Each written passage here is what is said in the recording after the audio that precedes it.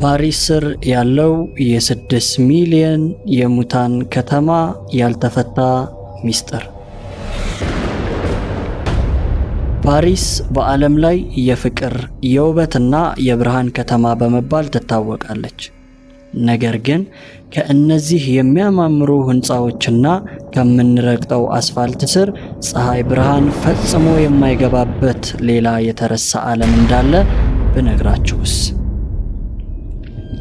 ይህ ዓለም የፍቅር ሳይሆን የ6 ሚሊዮን የሞቱ ሰዎች አጽም የተደረደረበት የሙታን ግዛት ነው። ዛሬ ወደዚህ ዘግናኝ የመሬት ስር ከተማ አብረን እንጓዛለን። ይህ ዘግናኝ ስፍራ በፓሪስ ካታኮምብ በመባል ይታወቃል። በ18ኛው ክፍለ ዘመን በፓሪስ ከተማ ውስጥ የመቃብር ቦታዎች ሞልተው አስክሬኖች መንገድ ላይ መውደቅ ሲጀምሩ መንግስት አንድ መፍትሄ አወጣ። በከተማዋ ስር 300 ኪሎ ሜትር የሚረዝም ዋሻ በመቆፈር የ6 ሚሊዮን ሰዎችን አጥንት ወደዚህ ዋሻ አጓጓዘ።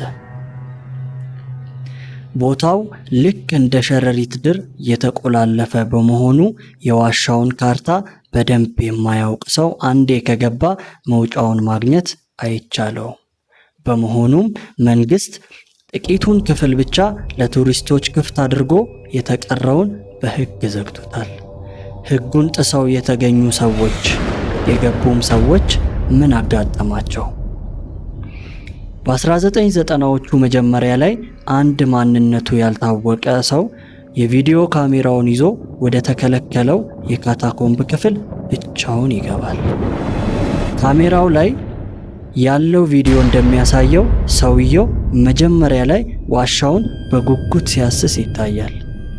ሆኖም ከጥቂት ሰዓታት በኋላ ነገሮች ይቀያየራሉ። በካሜራው እይታ ሰውየው ድንገት የሰማው ወይም ያየው ነገር ባይታወቅም በከፍተኛ ፍርሃትና ድንጋጤ በጨለማ ውስጥ መሮጥ ይጀምራል።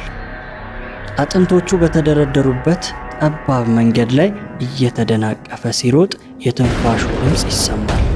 በስተመጨረሻም ካሜራው ከእጁ አምልጦ መሬት ላይ ይወድቃል። የሰውየው የኮቴ ድምፅ በጨለማ ውስጥ እየራቀ ይሄድና ጸጥታ ይሰፍናል። ይህ ካሜራ ከብዙ ጊዜያት በኋላ በቦታው ቢገኝም ያ ሰው ግን እስካሁን ድረስ የት እንደገባ አይታወቅም። በዚያ ጨለማ ዋሻ ውስጥ ምን አይቶ ይሆን የሮጠው? እናንተስ እድሉ ቢሰጣችሁ ወደዚህ የሙታን ግዛት ለመግባት ድፍረቱ አላችሁ? ሐሳባችሁን ኮመንት ላይ ጻፉልኝ።